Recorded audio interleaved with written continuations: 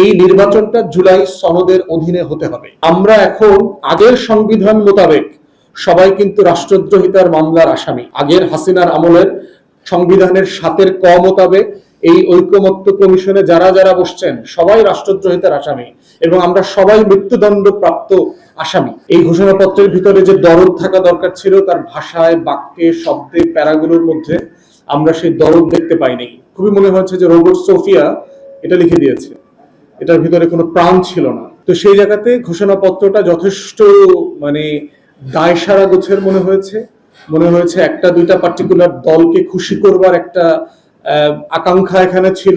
বলা হয়েছে আমরা সব দল একমত হয়েছি যে প্রধানমন্ত্রীর পদে 10 বছরের বেশি, 2 টার্মের বেশি কেউ থাকবেন না। তাহলে সেটা 31-32 সাল থেকে বাস্তবায়ন হতে হবে কেন? অতএব যে বিষয়ে আমরা সব দল একমত হয়ে গেছি, তাহলে সেটা আগামী বছর ফেব্রুয়ারি থেকে কেন বাস্তবায়ন হবে না? গতকালকে আমাদের অন্তর্বর্তীকালীন সরকারের 1 বছর পূর্তি হয়েছে। তো সেই বার্ষিকীতে আমরা বোধ করছি যে কতগুলো গুরুত্বপূর্ণ আলাপ যেগুলো এখন জাতীয়ভাবে চলছে সেগুলো নিয়ে আমাদের মন্তব্য দেশবাসীকে জানানো দরকার। তো প্রথমত হচ্ছে যে আমাদের জুলাই ঘোষণাপত্র নিয়ে আমরা ব্যক্তিগতভাবে আমি এবং পার্টি চেয়ারম্যান মঞ্জু ভাই মন্তব্য করেছেন আপনাদের বিভিন্ন গণমাধ্যমে।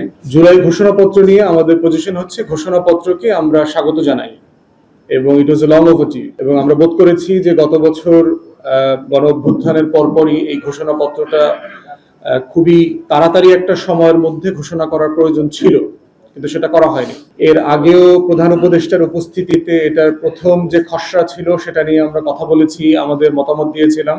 যদিও চূড়ান্ত খসড়াতে পড়বার আগে 3টা দল ছাড়া বাকিদের সাথে কোনো মতামত নেওয়ার আর চেষ্টা করা হয়নি। যেটা করা হলে আমরা বোধ করেছি যে এটা আরো বেশি অংশীজনের সাথে সমন্বয় করে করা যেত এবং এটাতে যে বিষয়গুলো বাদ পড়েছে সেই বিষয়গুলো অন্তর্ভুক্ত করা যেত।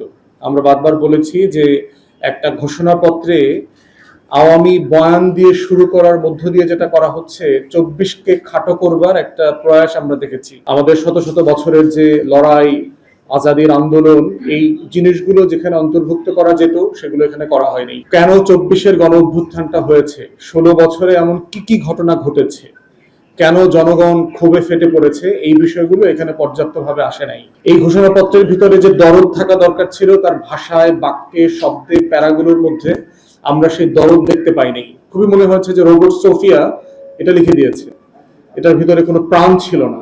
এবং আরেকটা গুরুত্বপূর্ণ বিষয় যেটা হচ্ছে ঘোষণাপত্রের বিষয়ে, সেটা হচ্ছে যে ঘোষণাপত্রের চরিত্র হচ্ছে যে আপনি যখন এটার বেস তৈরি করবেন, পরবর্তী আপনার স্বপ্নটা ওখানে বলবেন, আকাঙ্ক্ষাটা বলবেন, আমরা আসলে কি করতে যাচ্ছি। তো এই যে ঐকমত্য কমিশনে আমাদের সপ্তাহ পর সপ্তাহ আলোচনা হচ্ছে, সংস্কার কমিশনগুলো রিপোর্ট দিয়েছে, এই যে জুলাই সনদ নিয়ে কথা বলছি সেটার সাথে এটাকে কোনোভাবে ট্যাগ করা হয়নি, কানেক্ট করা হয়নি যে এই স্বপ্নগুলোকে বাস্তবায়ন করবার জন্য আসলে আগামী সময়গুলোতে, বছরগুলোতে আমরা কি করছি, কি করব। তো সেই জায়গাতে ঘোষণাপত্রটা যথেষ্ট দায়সারা গোছের মনে হয়েছে একটা দুইটা পার্টিকুলার দলকে খুশি করবার একটা আকাঙ্ক্ষা এখানে ছিল, তাদের ডমিনেন্ট ন্যারেটিভকে সেখানে অন্তর্ভুক্ত করা এবং আওয়ামী যে ঐতিহাসিক ইতিহাসের ভ্রষ্টাচার যেটা ছিল, যে ইতিহাসকে দিল্লির চোখ দিয়ে দেখার এবং 71কে ব্যাখ্যা করবার যে প্রয়াস,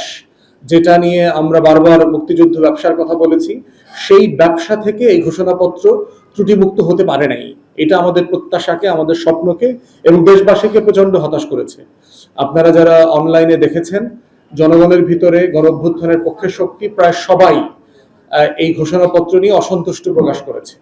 আমরা বোধ করছি যেটা ঘোষিত হয়ে গেছে, যেই বিষয়গুলো সেখানে নাই, জুলাই সনদ যদি আমরা সবাই মিলে একমত হতে পারি, সেখানে যে ভূমিকাটা থাকবে সেই ভূমিকাতে যেন ওইগুলো অ্যাড করা হয়, অন্তর্ভুক্ত করা হয়, তাহলে এটা কভার করবার একটা সুযোগ থাকবে বলে আমরা মনে করি। জুলাই সনদের ব্যাপারে আপনারা দেখেছেন যে আমরা ইতিমধ্যে লম্বা সময় আলাপ করেছি, দফায় দফায় কথা বলেছি এবং সর্বশেষ গত সপ্তাহে যে মিটিংটা কনক্লুড করেছে তার মধ্য দিয়ে দ্বিমত সত্ত্বেও আমরা যে কয়েকটা বিষয় একমত হয়েছি মোটা দাগে, সেগুলো এখন বাস্তবায়ন কিভাবে হবে সে আলোচনাটা এখন জরুরি হয়ে গেছে।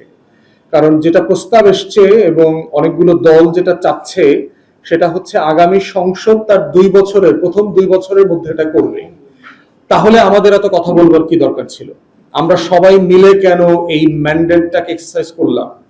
গণ অভ্যুত্থানের ম্যান্ডেট এক্সারসাইজ করার পরে এই সিদ্ধান্তগুলো বাস্তবায়ন করবার জন্য যদি আমাকে আরেকটা ম্যান্ডেটের দ্বারস্থ হতে হয়, তাহলে তো আমার আগের ম্যান্ডেটটা কি ভুল প্রমাণিত করা হচ্ছে। কারণ এমন এমন মানুষগুলো সংসদে যাবেন যারা তো ঐকমত্য কমিশনের সদস্য ছিলেন না। আবার যারা ঐকমত্য কমিশনের সদস্য ছিলেন তাদের অধিকাংশ দল এবং ব্যক্তির প্রতিনিধিত্ব হয়তো বা সংসদে থাকবে না। তাহলে একটা ফোরামের ম্যান্ডেটকে আর একটা ফোরামের ম্যান্ডেট দিয়ে জাজ করা, বাস্তবায়ন করতে দেওয়াটা হচ্ছে আলটিমেটলি ঐকমত্য কমিশনের ম্যান্ডেটকে, গণ অভ্যুত্থানের ম্যান্ডেটকে ছোট করা এবং হেয় করা।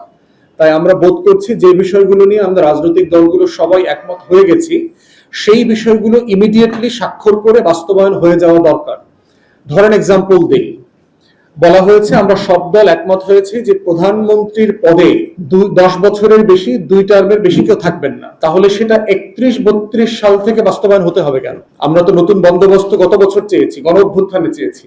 গণ অভ্যুত্থানে যখন দেয়ালে দেয়ালে তরুণরা সেটা বাস্তবায়নটা চেয়েছে, সেটা 2031 সালের জন্য চায় নাই, 2032 সালের জন্য চায় নাই, তারা এখনকার জন্য চেয়েছে।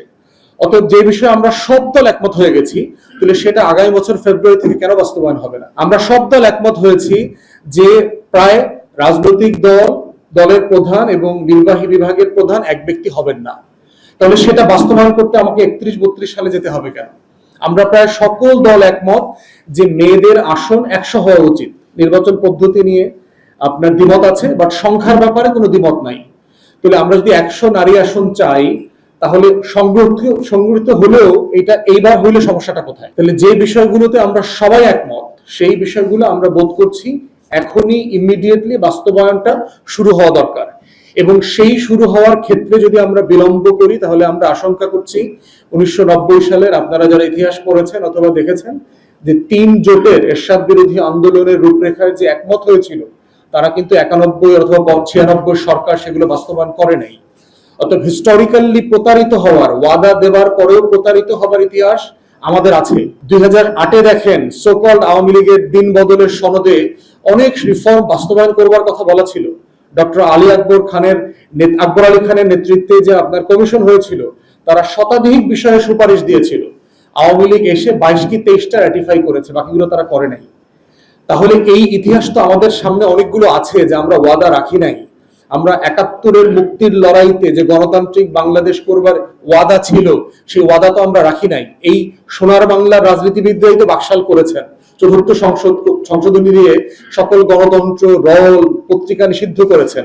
এই সোনার বাংলাতেই তো সামরিক শাসন জারি করে দিল্লির মসনদকে পাকাপোক্ত করা হয়েছে। অতএব সেই জায়গাতে আমরা ঐতিহাসিক অভিজ্ঞতা থেকে বলছি, যেই বিষয়গুলো নিয়ে সনদে সবাই একমত হয়ে গেছেন, সেটা স্বাক্ষরিত হবার জন্য যেই শর্ত এখনো বাদ আছে আলোচনা, সেটা হচ্ছে বাস্তবায়নের সময় এবং পদ্ধতি। আমরা বোধ করছি অন্তর্বর্তীকালীন সরকার একটা প্রোক্লামেশন জারি করে এটার ইমিডিয়েটলি বাস্তবায়ন করবার উদ্যোগ নিতে পারে। আর এটার এই সনদের একটা স্ট্যাটাসও দিতে হবে, আইনি মর্যাদা দিতে হবে। কারণ আমরা এখন আগের সংবিধান মোতাবেক সবাই কিন্তু রাষ্ট্রদ্রোহিতার মামলার আসামি।